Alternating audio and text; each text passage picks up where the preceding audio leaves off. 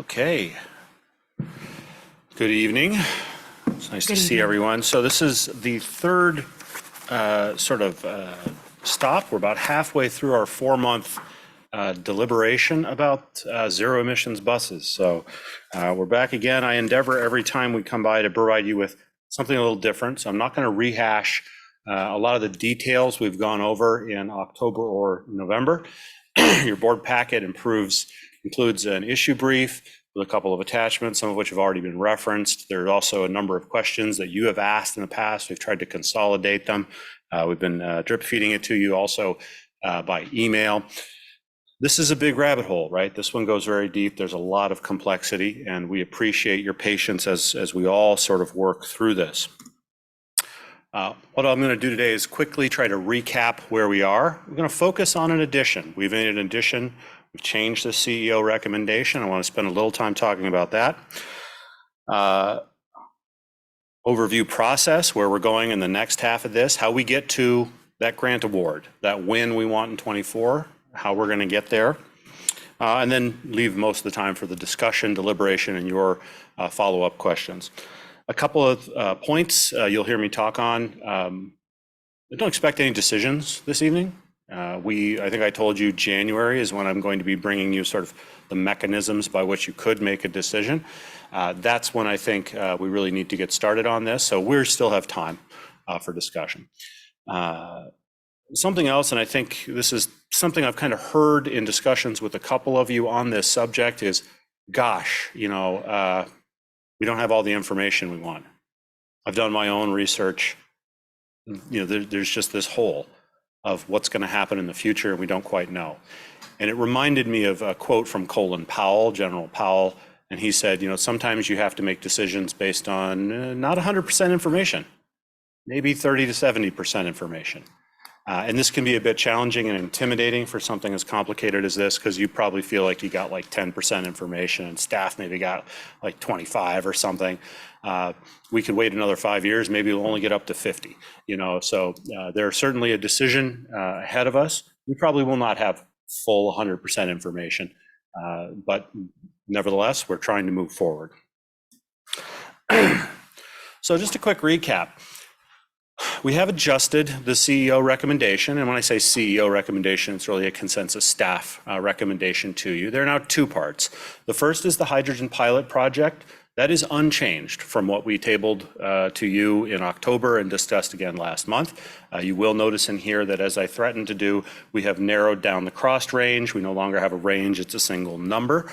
So we have made progress in that respect. But we've added something new, a second part. This is the reintroduction of hybrid buses. So we're going to talk about that in detail this evening, and I'm sure you will have good questions. But there's now a two-part to this recommendation. So very quickly, for the public and for board members, a recap. The pilot project for hydrogen buses. We're now increasingly confident that this is a 4-year exercise. As a reminder, we only need 12 months of operations, but the first year is sort of given over to getting the grant. The next 18 to 24 months are about the manufacturing, delivery, and acceptance of the vehicles. There's just that much of a backlog out there in the manufacturing space. So the 4th year, we're pretty comfortable. It's no longer 5, it's more like 4. What's included in the pilot project? 2 hydrogen fuel cell buses, 1 outdoor fueling tank and station, and a lot of workforce training. This is brand new technology. We've got a whole change management, change leadership thing we got to ramp up here with lots of different staff.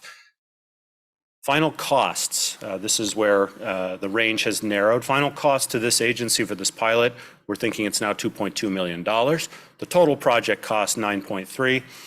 So obviously most of the funding would be provided by outside agencies. It is through the federal no emissions grant. Happy to talk about that more in detail later. Are they closing early? Maybe I'm nuts. So in addition to the federal grant, which is they're offering to pay 80% for this technology, which is a great deal, by the way. The state traditionally chips in quite a bit of money as well.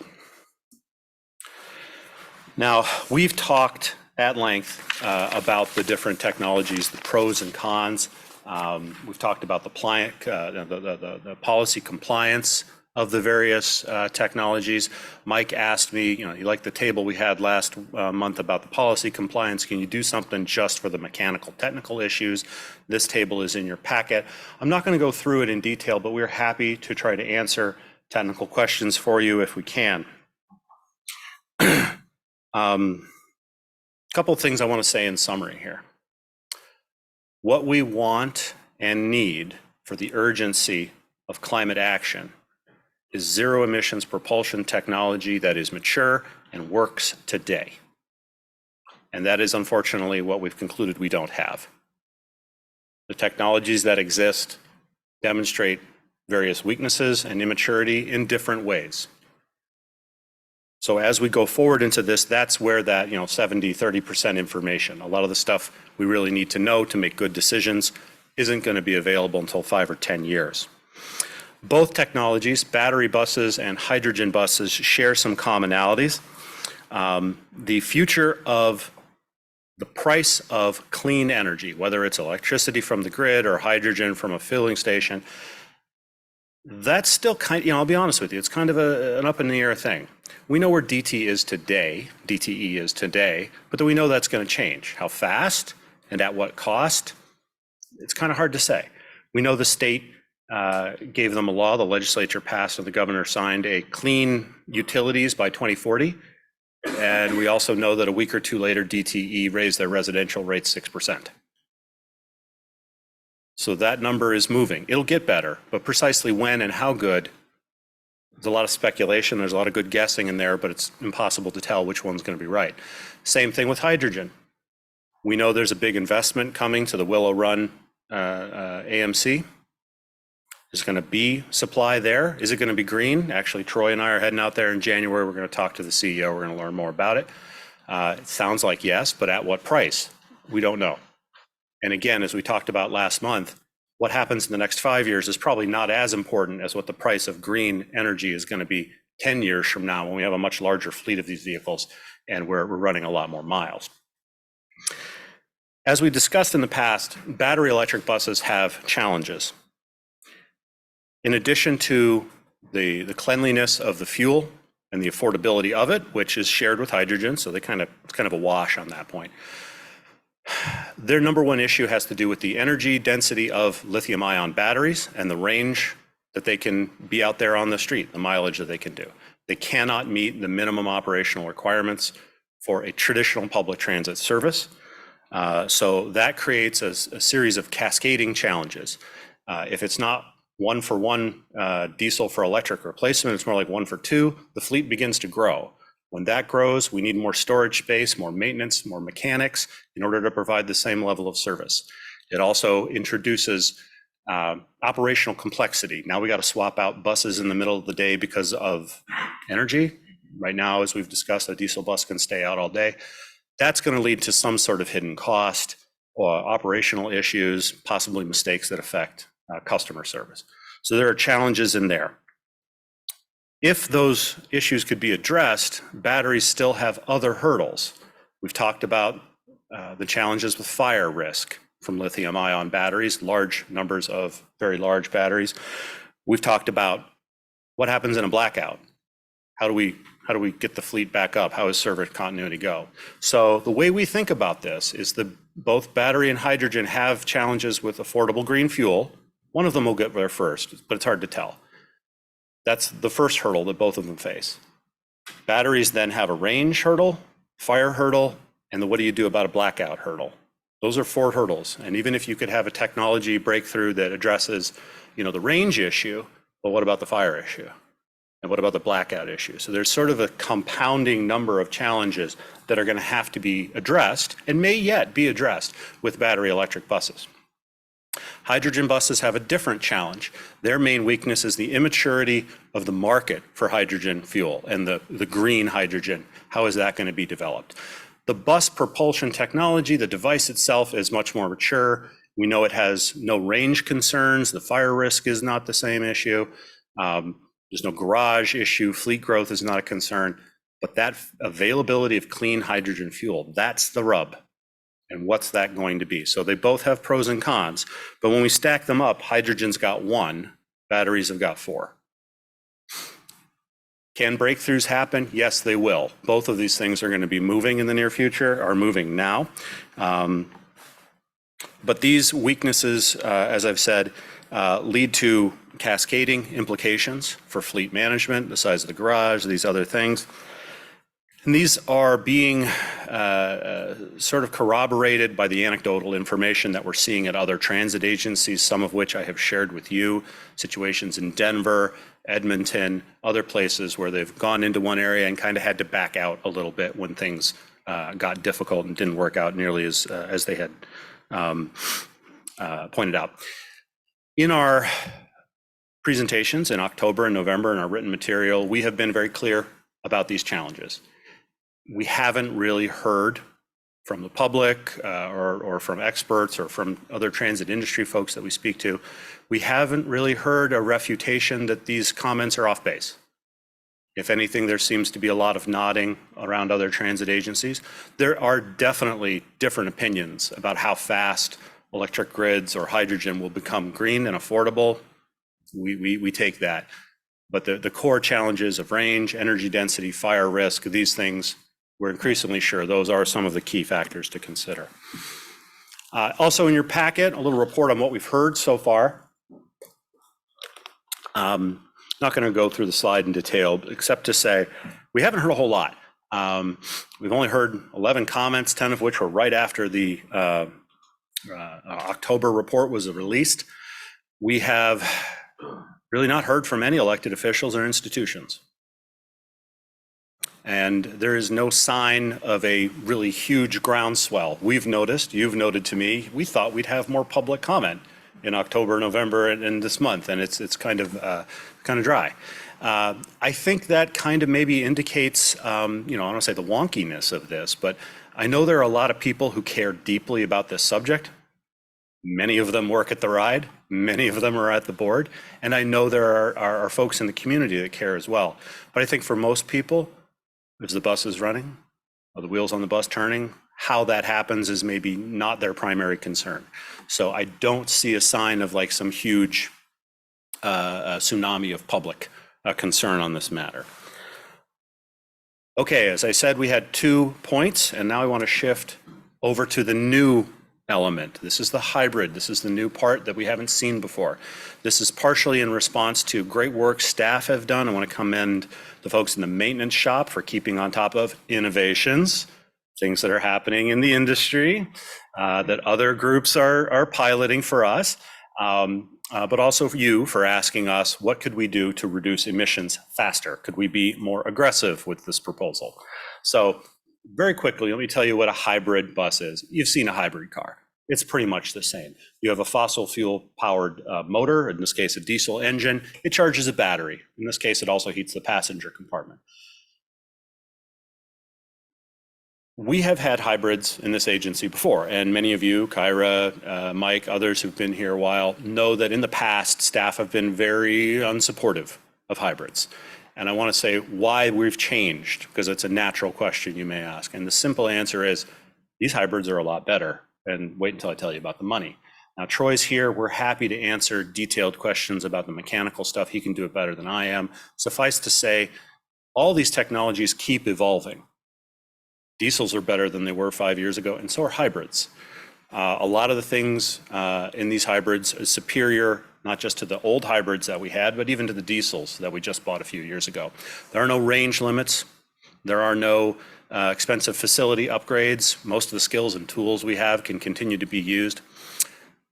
Big benefit here, about 25% less emissions than a new diesel. That's going to probably be even better for the oldest diesels we're recycling. We think they'll be maybe 22% better than the oldest hybrids we're retiring. So there's a substantial improvement in the emissions reduction faster. These will get here sooner than the hydrogen buses. And one thing I want to say, these two complement each other. The hybrids are it's not an either or, it's a yes and. They complement each other. We foresee moving forward with both. They are more expensive, but we'll talk about that. So in our in our recommendations that we gave you in October and November, we were really focused on the zero emissions technology, the hydrogen versus the battery. But in the background of that, you may remember me saying, while the pilot's going on, we're going to have to keep replacing our old buses and we're going to buy diesels. That was the default assumption in there. It was not a part of this grant proposal because we hadn't thought about it in that term. We had just assumed we were going to have to eat the cost of buying those diesel buses from the pockets of money that we had because there were no outside grants available. In this new approach, the key difference here is a realization on the part of staff that, hey, you know, we could, wait a minute, not replace those diesels with diesels. We could replace those diesels with hybrids, thereby giving us access to a much larger pot of money and reducing emissions faster. Let's see what this looks like. As you bear with me, I think it looks pretty good. You've seen this graph before. Very quickly, this is the size of the fleet and the projections we see.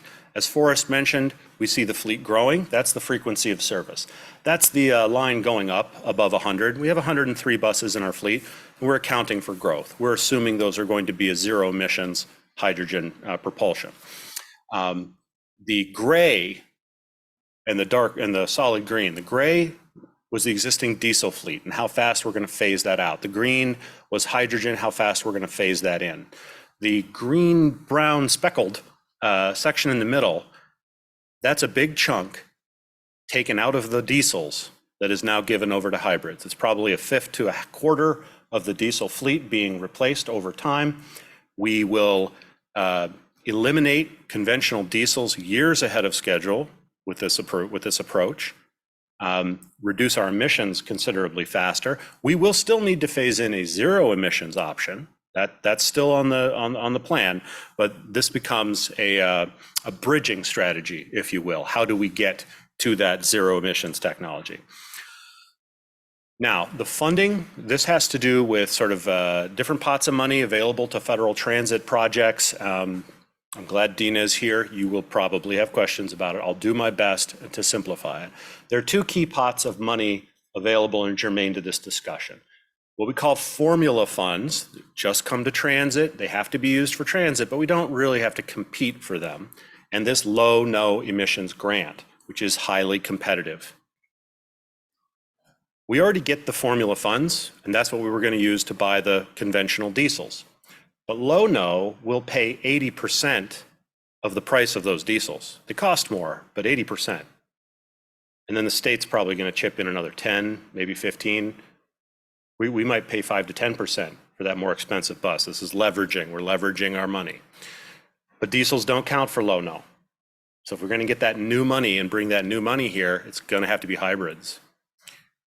Now we could pay, this gives us an option, we could pay 100% of those diesels we were talking about before out of our own formula fund pocket, or just pay 10 to 20% for the hybrids, let the feds in the state pick up the bulk of the hybrid new money. So that's new money coming in. When we run the numbers, what this means is we would have to spend a little more out of our capital reserve. It's a sensitive subject, happy to talk about it. But the return is enormous, 6 for 1. Actually 5.8 to 1. About $12 million of our existing formula money is then freed up. That's money we can redirect to other capital projects, say a hydrogen pilot or something out of the long range plan. We actually make money on the arrangement of this deal. It's a really good opportunity. It's only available through the Low-No program though. I'm not going to go through the table in detail. It's in your packet. The material you have, it's small, but also in the back of that packet, there's a full-size table. We're happy to go through this for you, but this is just running the numbers of that. When we put them both together,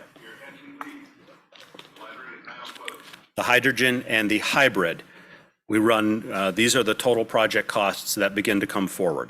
If you look at the bottom right-hand corner, total cost for both of these things, and to be clear, we've assumed at the moment replacing 4 of the 8 buses a year. So this is a somewhat conservative number. We could get more aggressive, but we're still sorting that out. Total project cost $33 million. A lot of that we would have had to pay for anyway through regular bus replacements. Our contribution to this, when it's 2.2 for the pilot and 2.4 for the hybrids, 4.6.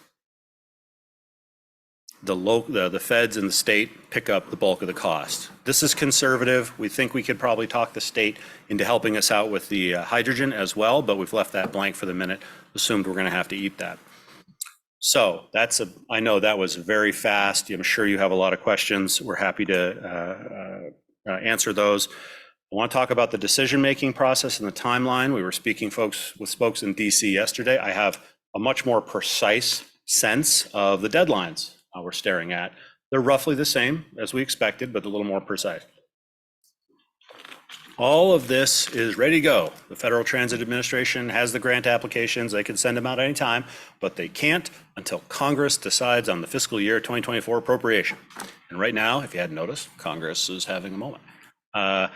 We are tentatively told that January 19th is the earliest we should expect that appropriation to occur.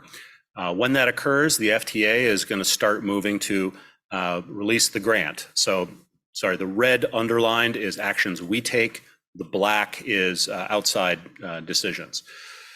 About the same time Congress is doing that, we'll meet the next week. I'm going to ask you to advance this decision a little bit with the first decision, and I'll come back to that in a moment. Then February, possibly as early as February 2nd, the grant will open. There'll be what we call a notice of funding opportunity. We call it a NOFO. Sorry, that's an actual term. The grant will open with a notice of funding opportunity. We expect the grant deadline to be maybe 60 days later, early April. Between then, I need to ask you for final approvals. And all along here, staff are going to be working to develop the grant application. We already have started pulling together basic information that we're going to need for this paperwork. As I think Kyra asked last time, how competitive are these things? I said very. We're going to have to score very. We're going to have to get an A++ to win. We have to do all the extra credit. That's just how they are. So we're already getting spun up to start that. I'm hoping that we can meet you in February or March for final decisions. Then we'll submit the application. Turns out they can award this much faster than I thought, only 75 days after the close, so that could be as early as July. We know they want to announce things before the presidential election in November, so I think that tells us October. So that's sort of the window for grant announcements we expect. When we win, then we'll turn around and go to MDOT because they will match competitive grants for transit. And we got to take it to them and say, hey, the feds are giving us money. How much are you in for? That's a decision they make project by project, year by year, based on how much money they have. So it's hard for us to say with any certainty about that. But once they come back with that, whether it's 10% or 15, we don't know. Once they come back from that, then we will know for sure what the residual local share, what we would need to ask you for authorization from the capital reserve to pay for. That would probably be built into an annual budget as just a routine thing. So one of you asked me a couple months ago, does the board have to accept a CEO recommendation? And I want to sort of reiterate this, and it's in your issue brief. No, of course not. I'm obligated to give you my best professional advice, things that comply with your policies. You as a board are not obligated to take that advice. There are a couple things you could do. You could approve the recommendation as tabled, absolutely. You could modify that recommendation in any way you see fit. You could politely say, thank you very much, we're going to go in a completely different direction. And you as the board can do that. Or you could defer the decision. You could just say, we're not ready, take a knee, we'll do this again in the future. A couple of things about those approaches I want to highlight for you. I think this is our best chance for this because this is a Biden administration initiative. If the presidential election does not return the Biden administration, there's a good chance this program will not be continued. So this is, I think, the shot we need to take.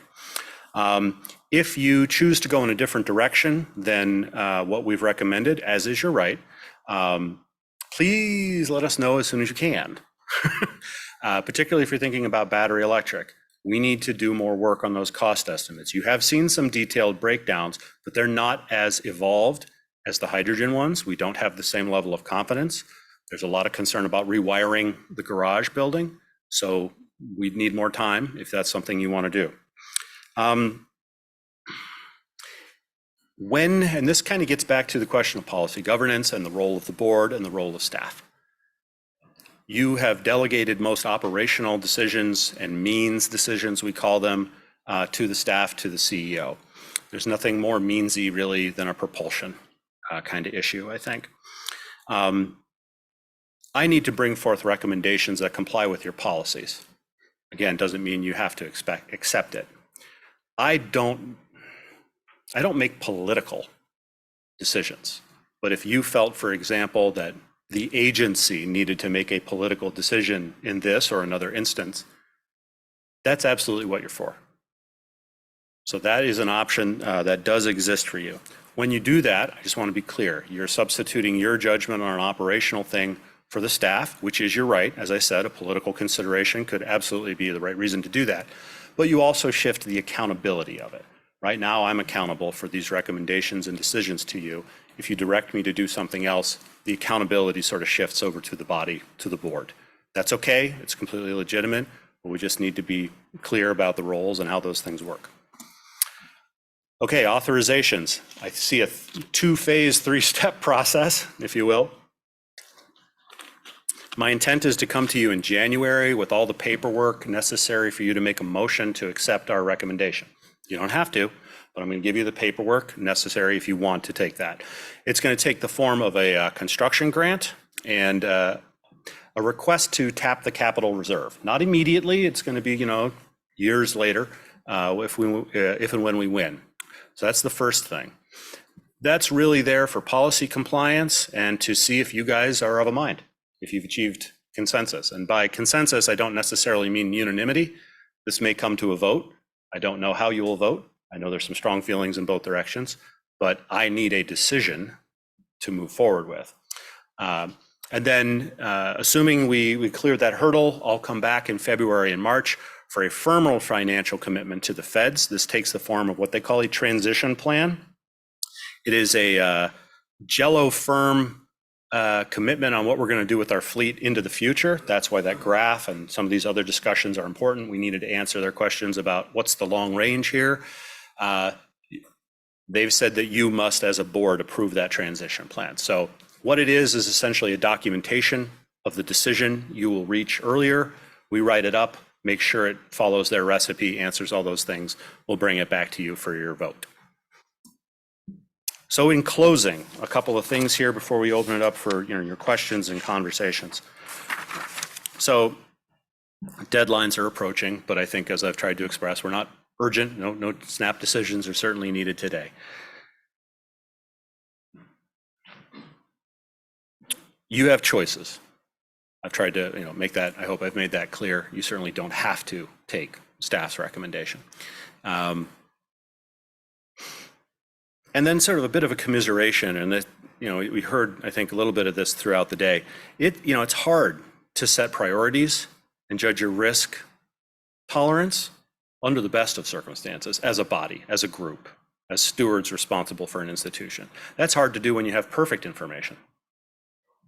When you have highly inadequate information and you're facing a very uncertain future, I think it gets even more challenging. So we share that concern with you, and we look forward to helping all of us come to a good conclusion on this. With that, final elevator pitch on the CEO recommendation.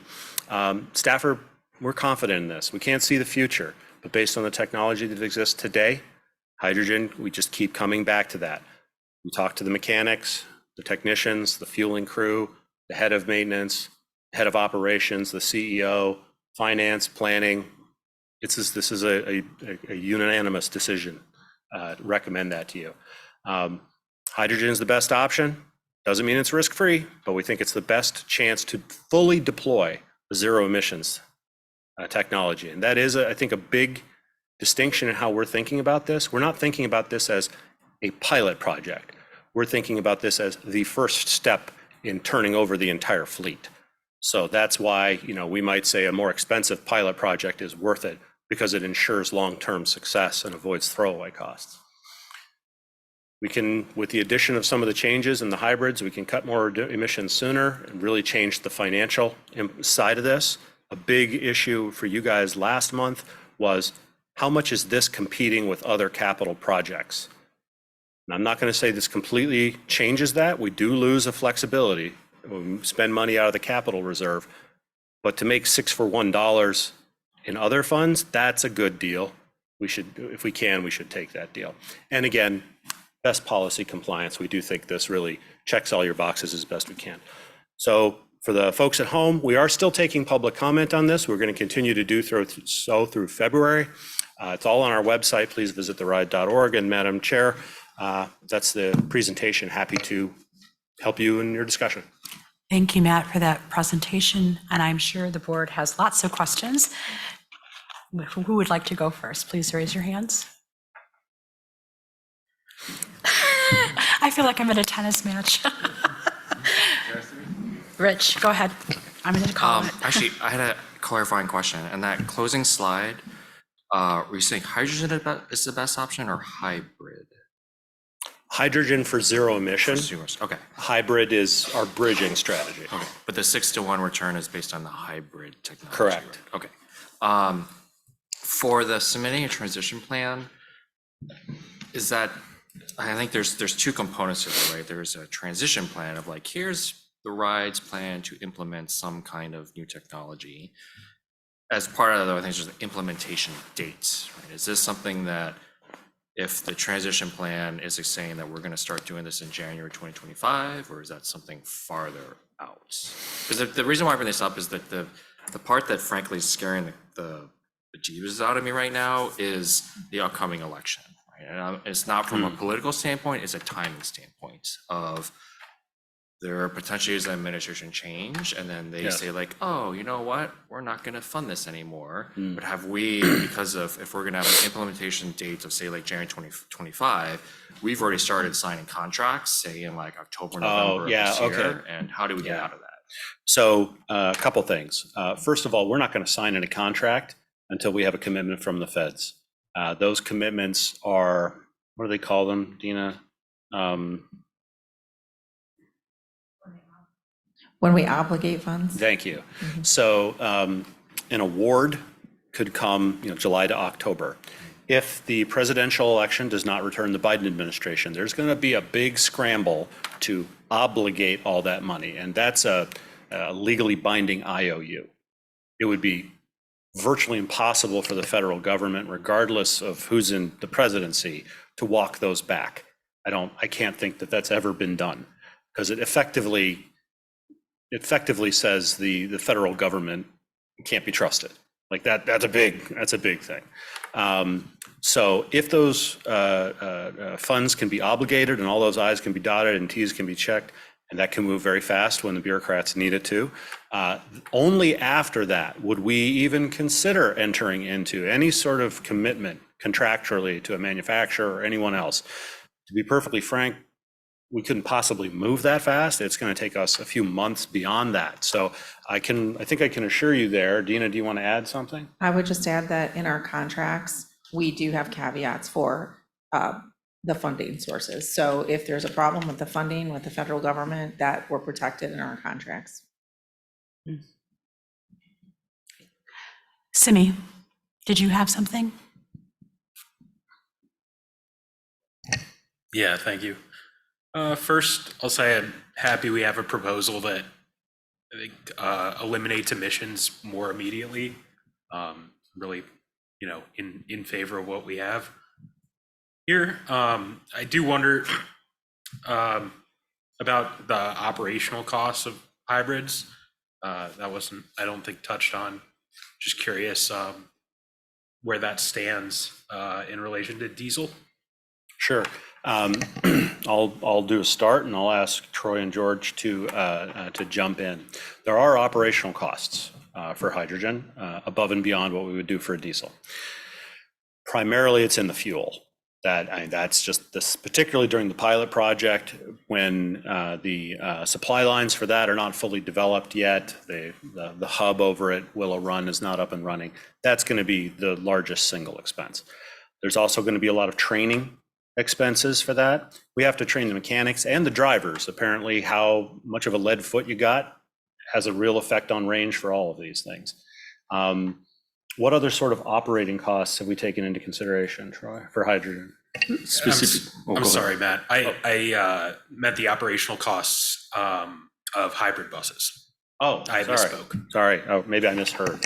Of hybrids, it's a little bit different because if they're going to be coming in to replace an older diesel bus. So we were going to fuel that older diesel bus. Now we're going to fuel a hybrid. It's kind of a wash in that respect. There will be some new training, Troy, if I'm correct, because although we have experience with hybrids, we're going to need to bring that up to scratch. But I don't think there's going to be a lot more than that for hybrids. Yeah, that's correct, Simi. So from an operational standpoint, it's almost $1 for dollar for mile by mile. So how's it work if emissions, I think 25% reduced emissions to a diesel bus? I assume that means basically it's burning 25% less fuel. I would imagine that's a cost saving as well, but it sounds like operational savings aren't expected. Troy, can you say how they achieve that 25%? Yeah, excellent question, Simi. So actually it's a technology piece more than a mileage savings from fuel, even though there is, I'm going to throw this some very hard quotes around here that you will see some fuel savings. Let's not use that as the point of reference for anything here. What happens is that the emission savings come from our previous generations of hybrids. When they would activate into EV mode or start using the battery, the diesel engines never shut off. They kept running. These actually shut off. And so it has two different parts to the technology. First is that every time you come to a stop, so every single stop, all the way through every route, no matter what you're doing, the bus engages into an EV mode. That's approximately 10%. And then there's another step to the technology to where we can essentially turn off the engine for another, for the rest of the savings, essentially. How that's achieved, it gets very technical very quick, so I wasn't going to dive into that too much in here, but if you wanted to talk offline, I 100% can dive into technology. I've got like a 50-page presentation just on the technology itself right here for anyone who wants to hit me afterwards. We would certainly be excited if we did achieve actual fuel cost savings, but hesitant to commit to that. Yeah, thanks. I was curious about, the expectations of replacing 4 buses versus 8, and if we are expecting operational savings, how that could impact, potentially replacing all buses with hybrids, or all 8, Yeah, and just to be clear, traditionally we replace 8 buses a year. We have a nice smooth cash flow in our bus replacement, and it keeps the average age of the fleet in a reasonable level. It's a good management practice. Dina and I, when we were crunching the numbers, I say Dina and I, is all Dina, honestly. We said, yeah, okay, 8's the upper limit for replacements. Where do we want to start in presenting this information to the board? We said, let's start at 4, knowing that we have a little more work to do internally as a staff until we give you a final recommendation on that. Part of that has to do with some fine tuning of the low-no grant itself. Exactly how much money should we be asking for? How much is too much? They're trying to spread the money around. We don't want to overshoot and kind of undermine ourselves. So 4 is not a final decision. It could very easily be higher. I'm wondering if Troy could speak to, especially those of us who are older and have experiences and have heard about the challenges with the current hybrid buses that we have. I'm wondering if you could speak to the technology on those buses that was challenging and what has been done to give you more confidence. How has the technology changed to have that higher confidence rating on the new hybrids? Because I'm sure some people in the public are going to be thinking about this question as well. Absolutely, Kathleen. Thank you for the question. So I'm going to try to answer this in 3 phases for everyone. So the first is the engine technology. When you asked earlier, like, what's the operational difference? The engine is actually the same. They made some interior changes to the engine. So it's got what's called a clutch off technology. It adds some stages essentially for the electrical motor and gearing to be able to operate more efficiently than our current hybrids are. So remember I was talking about how the engine doesn't shut off? The reason that the engine doesn't shut off is that the EV system won't allow the clutch off or allow it to disengage. So that's step 1, which is a very technical answer. So I apologize. We can get deeper into it later if you want. The second is that it's replacing some individual components on prior or older generations of hybrids. So when we bought the first generations of hybrids, these were still really new and the technology was still developing. From that date until today, we've had almost 20 years of R&D and operational support in terms of like what is actually going to help our hybrids work more efficiently. One was called the DIPM, and basically, long story short, we're talking about a power inverter. Our current DIPMs on our current hybrids have a very high failure rate. In fact, 48% will receive within 7 years of replacement. And essentially, we're keeping our buses for 14 years. They're very costly, they're very expensive. So they've changed this DIPM component over to a newer technology that allows for a cleaner inversion. And essentially, it removes about 110 pounds of weight off the bus because it is so much smaller and so much more efficient. The final is actually the battery technology, which we're talking about. I know everyone in here, we've talked about the hydrogen and the battery, and we've been monitoring a lot of the innovations with battery in itself. And the battery on these new hybrids are called what's called lithium titanate. And lithium titanate batteries operate much differently in chemistry than others. So to the battery electric buses, we've talked about fires. In fact, you may have even heard the Zero factory fire from just a simple forklift accident that happened less than 28 hours ago or something like that. It was right here in Wayne County. The reason that these lithium ion batteries get so dangerous and why we have such a stress on them is that they build carbon inside of it. Most battery technology is built with magnesium, nickel, or cobalt. Within the heavy duty bus industry and within the trucking industry, magnesium is the primary chemistry just because it's more widely available and cheaper to get than cobalt. The problem with magnesium lithium is it builds carbons, and that's how you get the battery fires. It also causes an extreme amount of expansion in heat and cooling when you're actually charging the batteries. These new batteries use a different chemistry technology that doesn't allow a carbon buildup, reduces the expansion and contraction of the actual battery, and allows for a much more sustainable kilowatt hertz to be supplied to our engines, thus reducing torque, power surges, and there's a number of other components. But essentially, those are the 3 main pieces of technology. Everything else on the bus, the engine, the transmission, a lot of the wiring, a lot of it's still the same, and it's what our current technicians are being trained on right now. So my parts room, I really only have to stock about 3% different parts than what I would for my current. So I don't have a huge parts buildup. The second thing is that while we will dedicate some training, it won't be as extensive as maybe implementing like the hydrogen fleet or battery fleet. It's a much smaller training curve.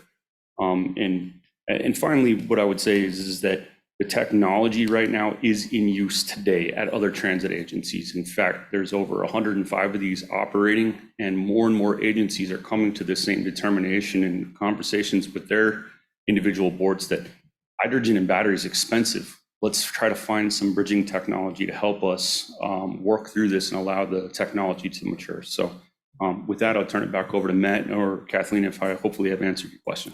No, that was perfect. Thank you so much. I actually understood it. Are there any other questions? I'm going to let Jesse go first.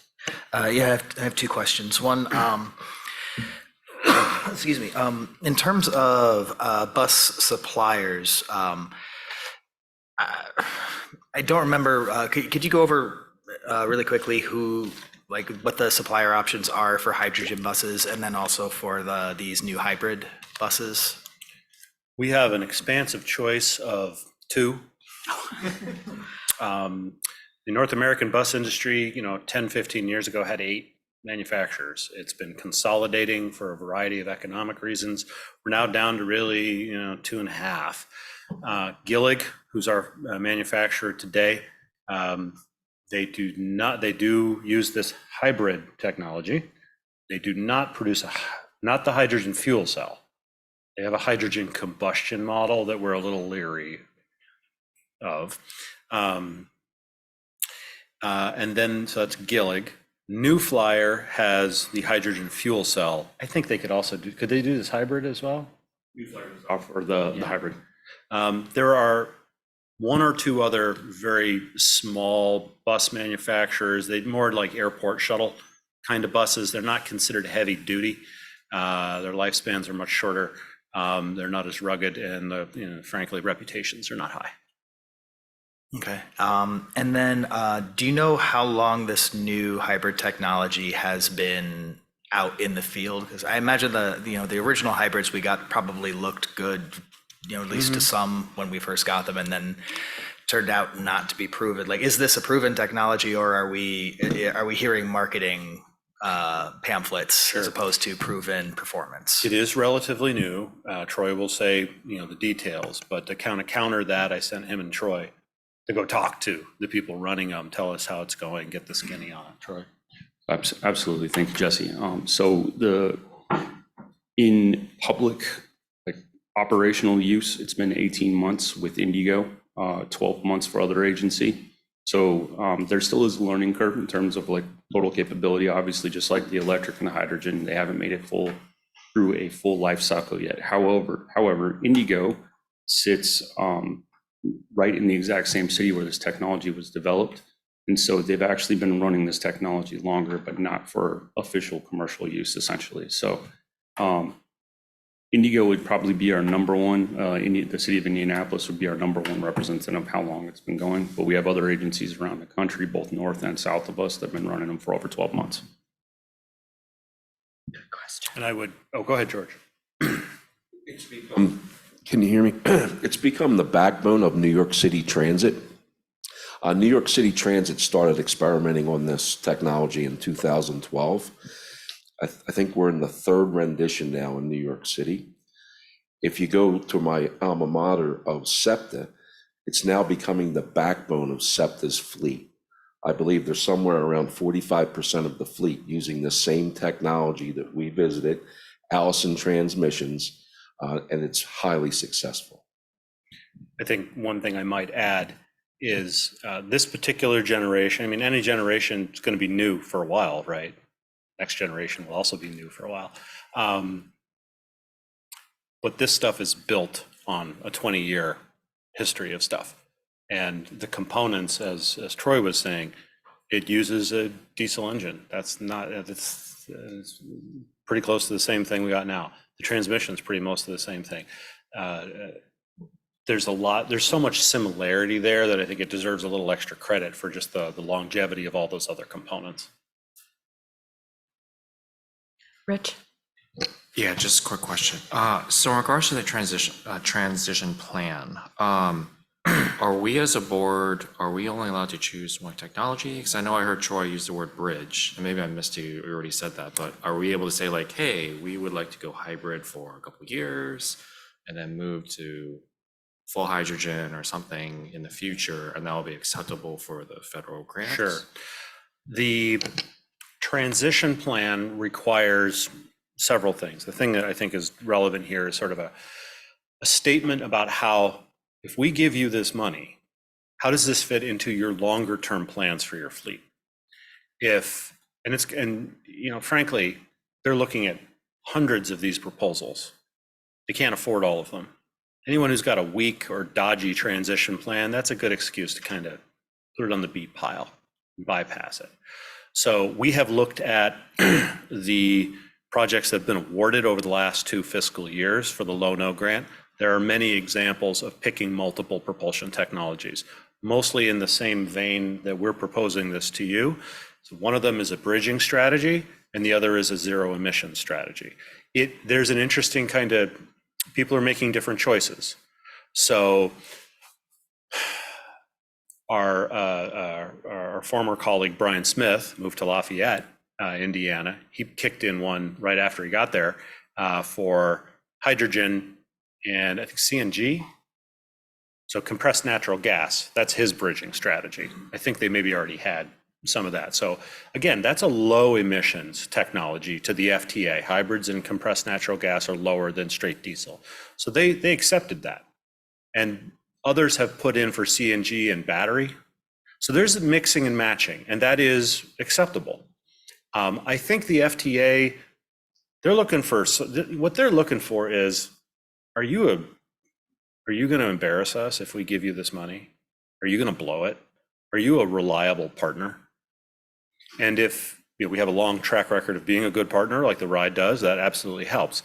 If we put in a plan that is succinct, for our fleet, succinct, clear, the numbers are there, it's put together, it's buttoned up, that instills confidence in them that if they give us money, we're going to produce for them. If we have kind of we're going in 15 different directions at once thing, they might have more questions and that might raise enough concerns. So there is a limit into how many directions we can go simultaneously. I don't know that I could tell you what that limit is. They have their own reasons for why they approve some things and reject others. I hope that's a halfway answer. Mike?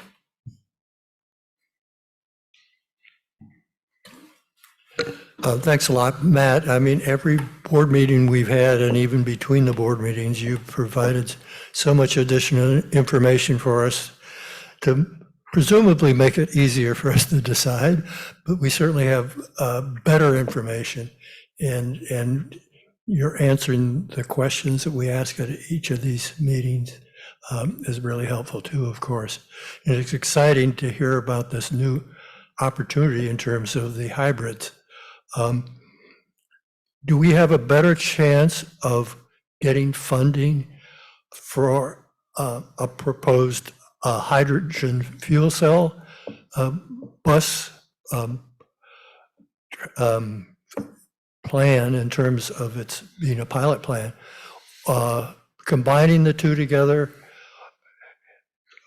versus just applying for the fuel cell funding?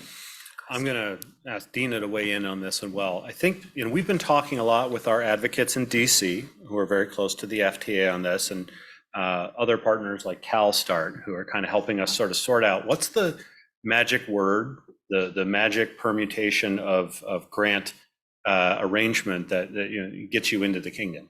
I do think packaging the two together helps for a couple of reasons. One is that it sheerly just drives up the number of awards.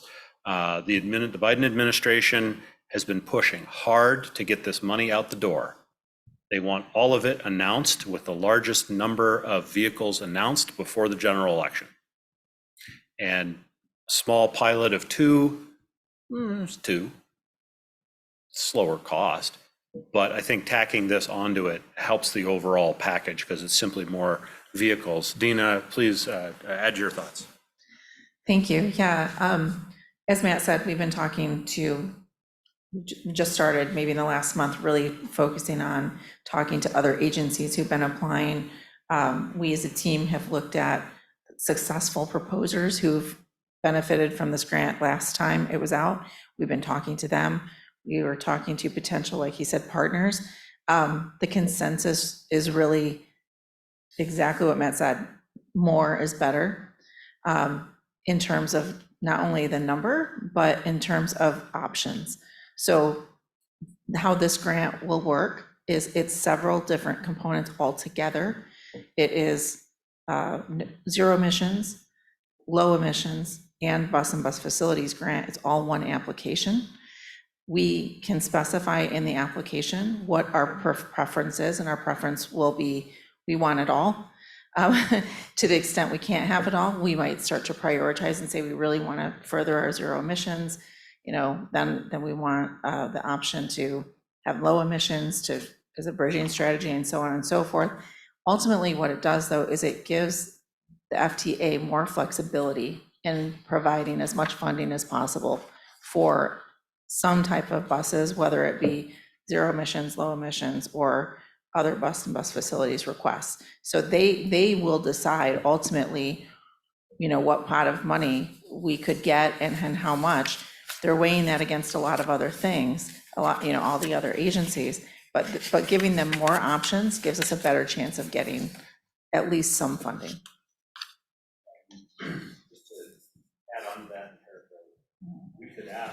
He's kind of, I think, suggesting, why not 8?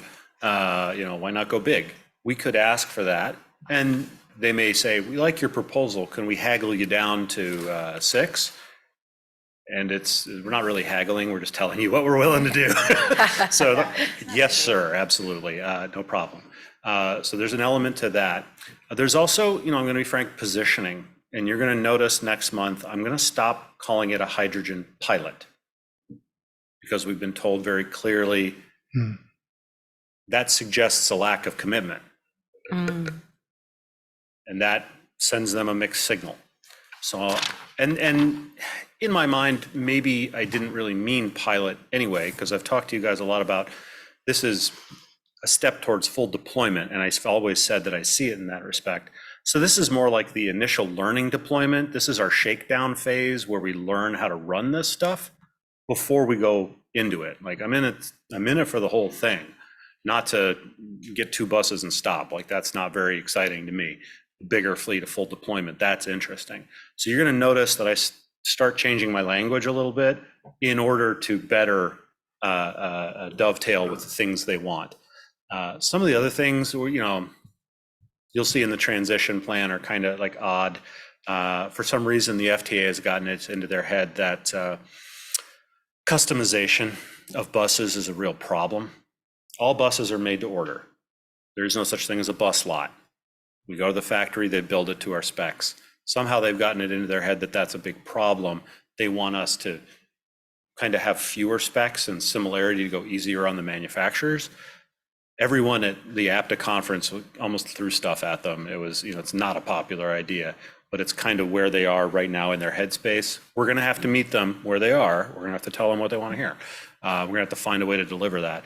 So you're going to see things like that when we get to the transition plan, but that's way down the road. I'm not even going to go there until I know where you guys are. Susan? Okay, so this is just off the cuff, but to sweeten the application, since we're dealing in a political year, is there a ribbon cutting in July that they'll do the big announcement that we got this great grant? And can we tie it to, say, IPSI and our new transit center? I mean, is there a way that politicians get rewarded by making sure that if there's only a limited number of grants that this community gets one of them? And again, politicians love ribbon cuttings at the time of a political year. So I'm just a way to make this application a little bit more attractive to the folks reviewing it. And I don't know what that thing is. Yeah, we'll definitely keep that in mind. And we will be speaking with our federal representatives very soon anyway, so I can certainly plant seeds.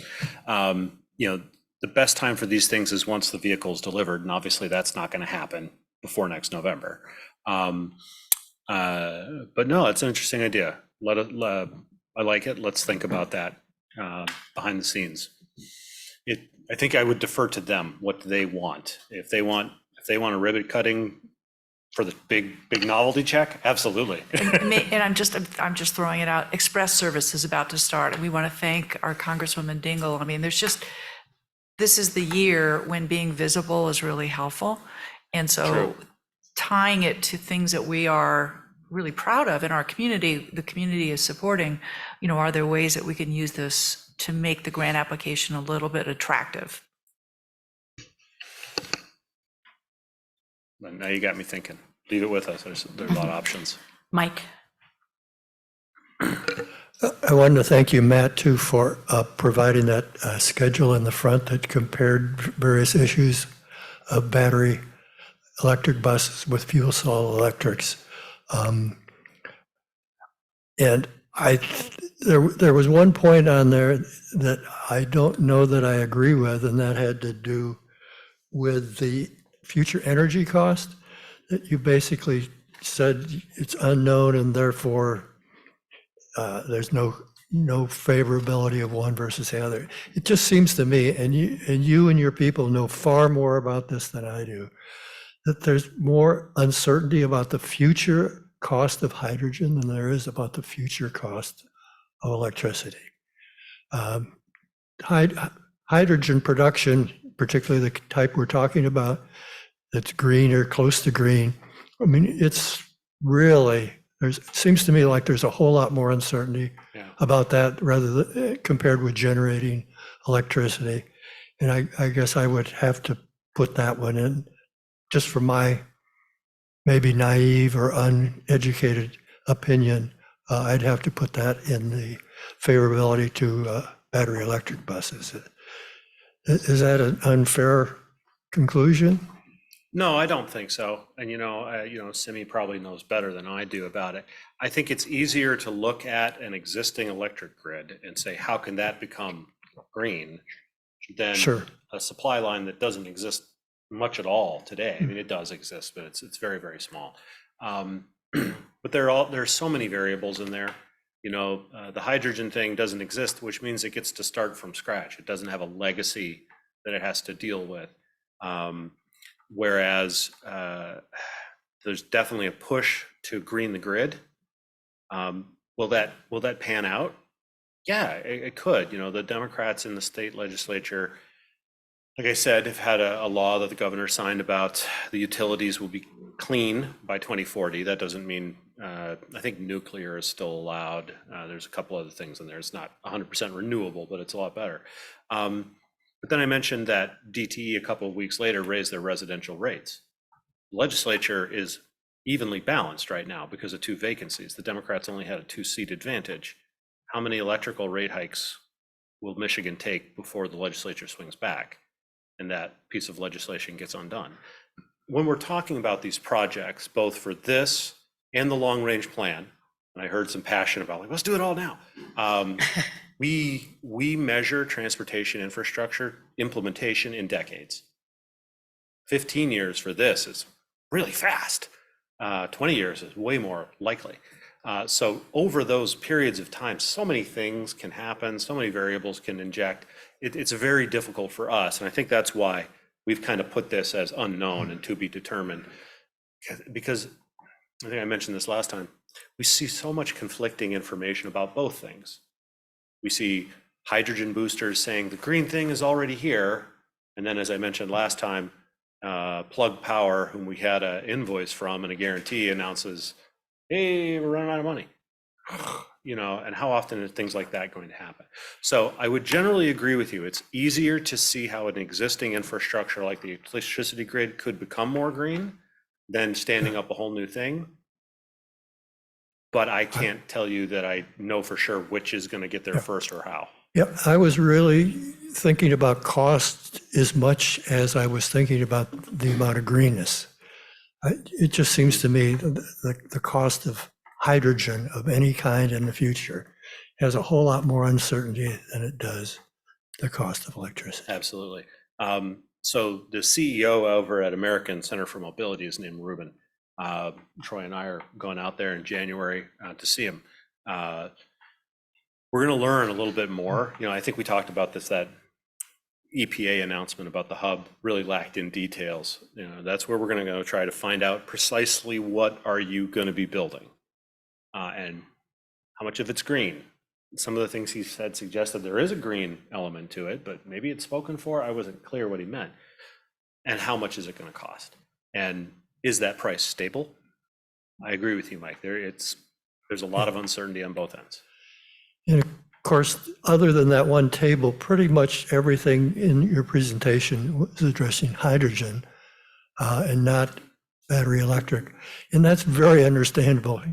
You and your people only have a certain amount of time to provide information. And I have to say, I very much put a lot of credibility in terms of what you are providing us. And if I had to vote today, I would vote for your proposal. I'm not sure how the rest of the board feels about this, though. And it just seems that maybe we need more information about fuel cell. For example, I mentioned earlier, we haven't seen any updated cost to compare fuel cell electric with battery electric. You provided some numbers a while ago. Also regarding the proposal for the hybrids, which I find very exciting, it sounds tremendous. I would guess that would be equally helpful in terms of that being part of a proposal to the FTA as it would combine with fuel cell. Is that a good assumption? That it would. I'm not sure what the If we would question have is. if we would have a better or equal opportunity if we combined the hybrid proposal along with either of those zero emission proposals. Battery or hydrogen. Yeah, Yeah, they're interchangeable. Yeah. So, the hydrogen is a bridging strategy. Yeah. It could be paired with battery electric. Yeah. It could be paired with hydrogen Uh-huh. pilot. They're interchangeable. From the grant Yeah. perspective, yeah. And as I said, I don't know how much uncertainty there is in the rest of the board. It just seems like it would be better to have more information still. Going back to that, and it raised a question when Troy was talking about the technology of the new hybrids in terms of their battery components, their battery chemistry being different and better. Troy, how? I mean, obviously, big batteries in a big bus is a lot different from a smaller battery in a hybrid bus. Is that kind of chemistry being considered for big batteries in big buses? Mike, thank you for the question, and one that Matt proposed yesterday, that I actually got a hold of both manufacturers. Neither manufacturer is considering to moving to that technology. They have long-term contracts with magnesium producing agencies. So we that really isn't an option in today's environment. Okay, Absolutely, thank you. yeah. and I want to kind of circle back. I think you were asking for more information about the battery pilot option for next month. Is that correct? Yeah, Okay. I mean, you've got priorities yourself. You've got a limited time for you and your staff. Obviously, you can't do everything that everybody wants and provide every bit of information. It'll never happen. I'm just thinking that might be good information, but I'm just speaking for myself. I don't know about other people on the board. And that was my question, the sort of a request for more information about the battery buses as a pilot. Would that be helpful to the rest of you in January in terms of providing that information? Maybe not in excruciating detail, not going down to like every widget, but the big stuff. For me,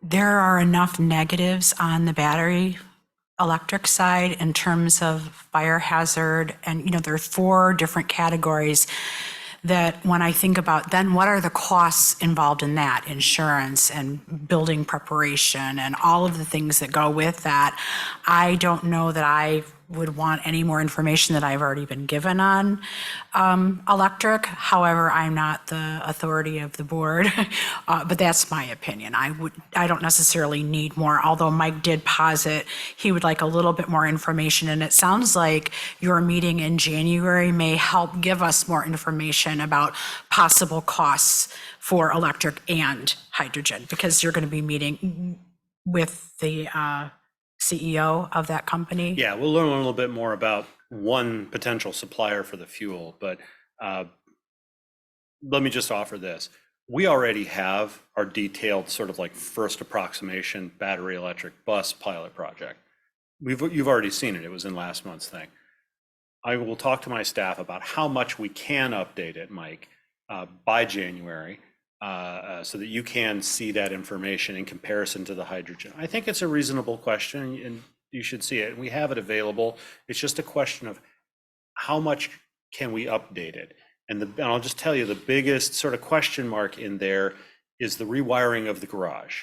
That's the one where, as we were going through that earlier this year, we encountered radically different cost estimates depending on which supplier we talked to. We discovered that, you know, some of the fuse boxes in our building are original 1984, and some of the fuses are too. The wiring, like there's a lot there, and we realized we would not meet our own deadlines in talking to you to fill that out. So we took some educated guesses about what it's going to cost to do that. That's the biggest wild card in that, but a lot of the rest of it already exists, and I think we can reheat it and bring it back to you. Well, again, I don't want to be dictating something just for myself. Kathleen says she doesn't think she needs that information. I guess I would like to know if any other board members think that that's important, or I'm willing to move on, as I said, without that information, if nobody else is very interested. Simi. I just think based on, thanks, Mike, and I agree with if the proposal was on the table tonight, I'd vote for it as well. But I think with having seen the numbers last month, I think any, you know, potential change between last month and this month might be anomalous anyways, and doesn't, you know, dictate really like giving us a more accurate basis to work off of. So, you know, I'm fine without getting updates, but just my opinion. Yes, Chris. Yeah, so I have a couple questions, I think. Thanks for the updated option 2. Seems like a compelling option to add to the fold. If you go to Willow Run and you discover that it's in fact not the green hydrogen, but I think blue hydrogen, how does that impact your proposal, your thoughts on that? How does that impact our overall goal for zero emissions ultimately? Mm-hmm. If it's blue, is that even worse than a hybrid or just a pure diesel? Do you know? Yeah. So the number of suppliers out there for hydrogen of all sorts is growing pretty quickly, largely because of a lot of federal investment in this space and growing market demand. It's a bit frothy, as we talked about last time. There's some speculative stuff going on there. We haven't seen all these things really shake out yet from a financial perspective. I asked you guys a while ago, you know, should we just concern ourselves with tailpipe emissions? You know, that's the thing that we directly control. And you pretty clearly told me, you know, we want wells to wheels. We want to concern ourselves with the generation as well. So what that has meant for, you know, my directions is to staff is we need to go find a source of green hydrogen. And if it's 11 miles away at Willow Run, awesome. Our diesel actually comes from Romulus. It's twice as far, so that'd be better.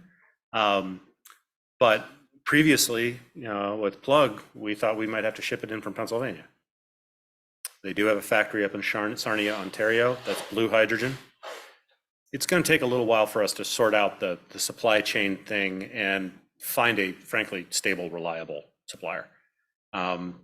We may need to start with blue hydrogen until we can find a stable green hydrogen supplier. But that is our ultimate goal, is to find the green hydrogen supplier, because that was something you guys, you know, pretty clear about.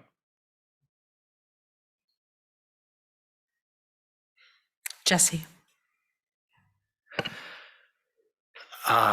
So I mean, my concerns with the ZEB pilot have been all the, you know, this entire time primarily with the potential impacts on the long range plan. And I appreciate the, you know, staff working on the, you know, taking that to heart and identifying this, you know, potential path forward with the inclusion of hybrid buses that might, it sounds from the presentation like it in fact might it could have the potential to strengthen our long range plan by moving finding grants to pay for, what would have been just regular capital costs. And in doing so, doing something that furthers our sustainability goals. So I really do commend staff on that. I remain pretty, because my concerns are with impacts to the long range plan, which are service focused. And if anyone, has been curious about what when I say this is what the traveling public asks, I was just looking. It is all in the long range plan documents on the website. Just confirmed it's all there, and I'll do the work of finding it for you if you just want to send me an email, because I nerd out about that kind of thing. But the impacts of battery electric buses on operations, I think. The amount of staff resources that looks like it would take to, even the proponents of battery electric buses say, well, that's fine, it just requires operational changes. And I think that is a pretty flippant remark to make when you're talking about, something as crucial as how people move around. So I'm, although very hesitant about hydrogen, and I'm very locked into green hydrogen or nothing, and I'm also going to be very critical of what is being called green hydrogen. Are we sucking up all of the renewable energy sources to make hydrogen and offloading the costs to everyone else? Is production of coal going to are we going to end up feeling more residential with coal to pay for the production of hydrogen? These are things that I think I will be paying attention to over the long run. But with the inclusion of the hybrid buses, I think as I will be looking at that as a short term, the way to work towards our sustainability goals. And we'll be hoping that hydrogen realizes the promise that it's indicating. But I'm only saying this because I know that you are kind of wondering, you want to know how the board is going, and you're probably doing like a head count. Okay, Simi's saying that, Kathleen's saying that, Rich is saying that. So this is Jesse saying I'm in favor of the proposal here, and were the vote to come tonight, that's the way I would vote.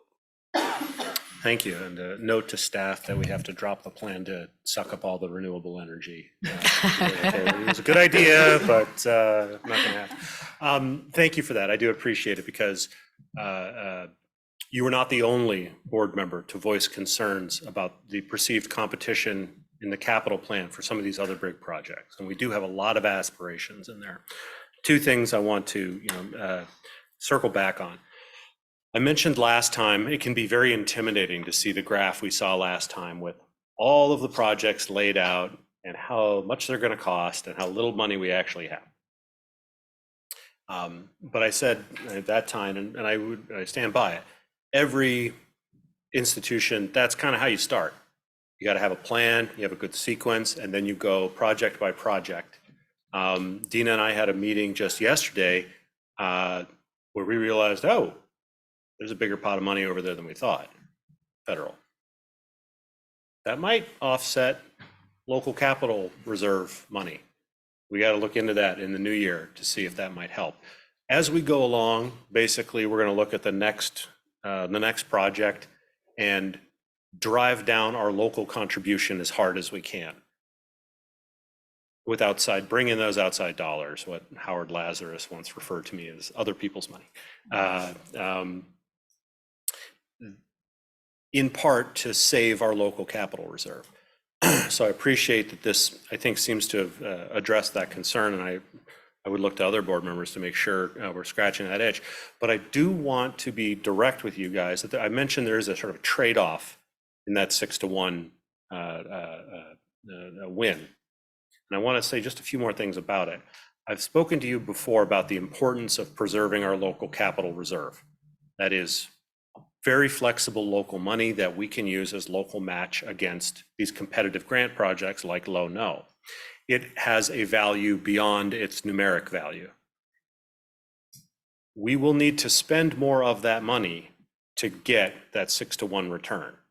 Now, if it were 2-to-1, I'm not sure Dina and I would be as excited about it because of the loss of flexibility. The money we gain is that formula money. You may hear us refer to it as Grant 5307. That's just the,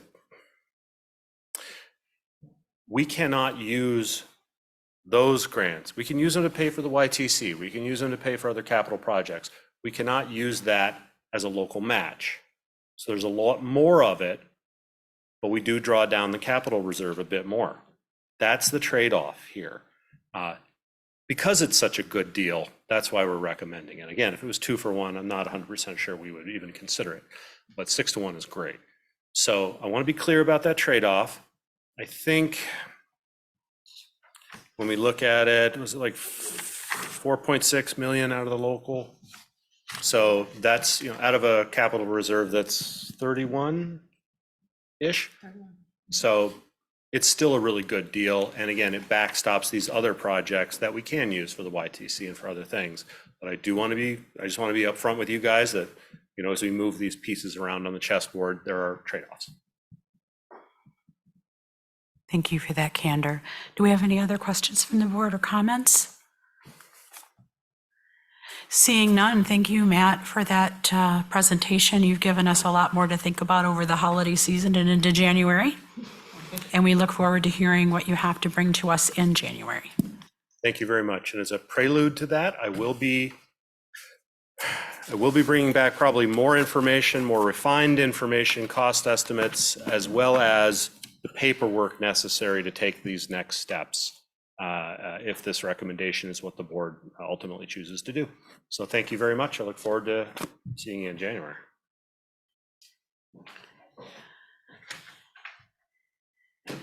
Up next is Mr. Brooks to talk about the quarterly service report for 2023.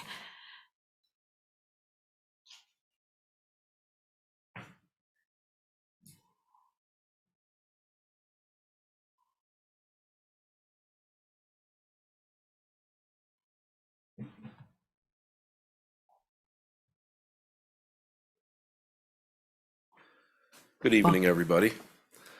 I'm going to be reporting to you on the quarterly or the fourth quarter service report. I'm not going to read everything, but I'd like to point out a couple very positive outcomes. If you look on page 1 of your packet, it's actually page 110. First page of the report. Our boarding has increased over the past year by 11%. We're trending very positively there. Another thing on that first page I find very pleasing is our preventable accidents are coming down substantially. Just in this past year, we've reduced preventable accidents by 20%. If you go on to page 2, our fixed ridership is trending in the right direction. From Q2 of 2020 to Q4 of 2023, we are at 79% just in that comparable. If you're using April 2020 as the beginning of the when COVID really started flaring up, which is what most of our industry uses, we are really trending in the right direction. Going on to page 3, some of the things I know is very dear to some of our board members, including Jesse, is the improvement of the reduction of our service denials. And if you look in just MV alone in Q1 2023, our denials are trending down drastically. Over the last year, we are trending down by 53%. Q3 2023 as compared to Q4 2023, we are down 50% in denials. Another very positive outcome is our ridership on the A Ride and Gold Ride. We're trending very positively at 86% of pre-pandemic levels. Move on to page 4 of the report. Van pool. Our participation is pretty stable over the year. Nothing drastic either way. On page 5, again, improvement in service denials, more specifically in the Gold Ride. We've had a trip reduction or a trip denial reduction of 37% over Q3 as compared to Q4, trending very nicely. That's a result of the staff being very dedicated to continuously meeting with our vendors and raising expectations of what we want to give our customers. So we're making some good strides there. If you look at the D2A2 on page 6, we are also trending much higher in the amount of people that are using that service. We had some late technology come to the table, which is not included in your packet. I'd like to quickly share that with you. But one of the things I wanted to make sure is that before we share any type of information with you, that it's accurate and it can be proven. Very happy to share with you that our on-time performance has reached 82%, which is very good. If you look around the country, industry standards is somewhere between 75–78%. So I'm very happy to say our organization is really working hard to make this key performance indicator worthy of the AAATA. That is the end of my report. Do you have any questions for me? Let's open it up to the board. Do you have any questions or comments for Mr. Brooks? Thank you. Wish everybody a happy holiday. That moves us on to back to Mr. Carpenter for the CEO report. Thank you, Madam Chair. The report is in your packet. Happy to take any questions. I'm just sort of refreshing my mind on the things in it. The one thing I want to commend staff. There's just a lot of good things. Walking through the building, just busy, moving in good directions, a lot of laughter. I'm really happy to see and hear that. And something caught my mind, and a commendations, frankly, deserved by everybody, but particularly over in George's area. We had a gentleman come to the YTC a week or so ago to report a missing child. Obviously a serious concern. They were found, they came home. I don't know if it was a runaway situation or not, but it was a good ending. But what I was so happy to see was staff immediately stepping into, what can we do? Contacting the police, putting up signs. It's weird that someone would just walk up to a bus terminal and say, have you seen my kid? He's missing. Like, that's kind of a weird way to report that. But they really stepped in, they stepped to it. At the end, I don't know if our efforts made a big deal. The kid came home on their own, from our understanding, but it was going a little extra beyond just running the buses, going a little bit further in the benefit of the community. So I want to commend George, the folks in your area, but also all the staff. Everyone here is working and doing a fabulous job. So thank you to all of you. Susan. A quick question, maybe it's for Forrest. I think that the DDA completed a curb management study in November. And what they were looking at is if there were no meters, there were no loading zones, there were no bus stops, kind of what would be the best allocation of curb space? How would we manage it? And I wasn't sure you had been aware of it, provided input into it. But I think it's a really important topic into the next period of time, separate from advocacy, making sure we prioritize transit locations on these curbs. Again, I think they're really interested in starting almost from like what is the current need for, and it's everything from access for restaurants with beer trucks to you name it. And so I think it was just completed within the month. And I think it, again, back to my sense of concern for our transit users, just to make sure that we advocate for whatever we can for transit users along the curb throughout the downtown district.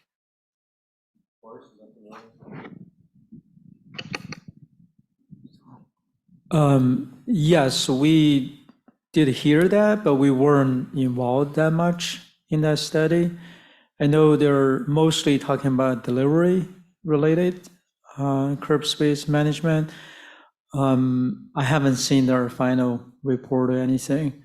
A lot of transit issues being grouped in the downtown circulation study right now. So they want to focus on, address some of the issues in that study, especially talking about dedicated bus lanes, other priority matters, and then including the bike lane, how we share the roadway space downtown. That one we are heavily involved. Yep. Does anyone have any questions or comments from Mr. Carpenter on the CEO report? Seeing none, we'll move on. Next on our agenda item is alternative board meeting locations. And I want to thank the board, and I particularly want to thank Jesse and also our previous board member, Ryan Hunter, who initiated the conversation and said, hey, why aren't we meeting other places? Why are we just meeting in Ann Arbor? And we came to the board and the board said, yeah, you know what, we back that up. We wanna see what that's gonna look like. So the governance, the staff worked very hard and looking at different areas, and they came up with what is in your packet in the issue brief, a possible meeting in February at the Ypsilanti, what's that called again? The Riverside Arts Center. Thank you so much. There were many considerations taken into play. They thought of ADA accessibility, willingness to accommodate a nighttime meeting. Those were all things we were taking into consideration in finding this place. Technological capacity was important. Physical space to support board members and attendees, along with space that could support, if we needed to, a closed session. Distance from a fixed route service, which that one meant exemplary. I think it's 2 blocks away from the Ypsi Transit Center, and the availability of later evening bus service back to the Ann Arbor area. So the Riverside Art Center was chosen and as a recommendation to the board for our February meeting. We thought we wanted to do it sooner rather than later, to really say we wanted to do this, let's get it done. And so we're bringing it to the board for your consideration. And if anybody has any discussion on this, I would love to hear it. And if not, then I would love to hear a motion to approve that venue. Oh, I'm sorry, Rich. I thought you were pointing at No, that's Cindy. okay. Quick question. So is the plan that we actually be in the stage area or downstairs in the I venue? believe we'd be on the 4th floor. Is that correct? Deb, could you help us out with this? Yes, the most accessible area, it's on the 4th floor, so it's not the main entrance, and we provide all the info, but there's another door over. It's kind of it's a couple buildings together, but this is 100% accessible straight from the street, but it's the 4th floor, and it's a really huge open area. I think it burned a long time ago, and they just remodeled it. Ah, good question. I mean, I'll make a motion if there's no other questions. I don't see any other questions. I would like to make a motion that we have our February board meeting at the Riverside Arts Center. Do I have a second? Oh, Jesse. All those in favor, raise your hands, please. Wonderful, that passed unanimously. Thank you, everyone. We're coming for you, Ipsy. Next on our agenda is the action item recap, and that is Matt and Deb. So here's what I captured. There's a request on the ends report for a little more information about the sample size of some of the surveys. The annual plan of work was approved.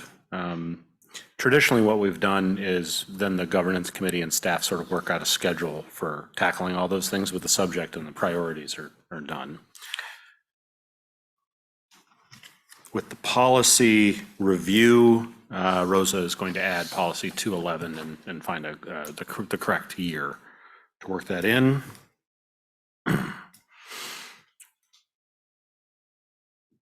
Long-range plan, I don't hear any action items out of that one. North bond financing discussion, zero emissions. I'll see you in January, and we'll see how far we can move that ball down the field. I think that's it, aside from the other approvals you did this evening. Did I miss anything? Very good.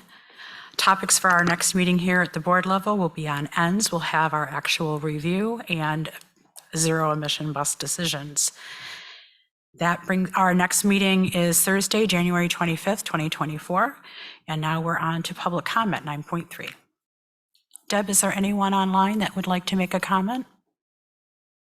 Doesn't look like we have anyone for public comment this time. It's been a quiet evening. That brings us to an adjournment. I would love to wish everyone a happy holiday and thank you all for your hard work, staff and the board. And with that, I'll take a motion to adjourn. That would come from Chris, seconded by Jesse. All those in favor, raise your hands. Very good, that passed unanimously. We are adjourned. Wow. Early.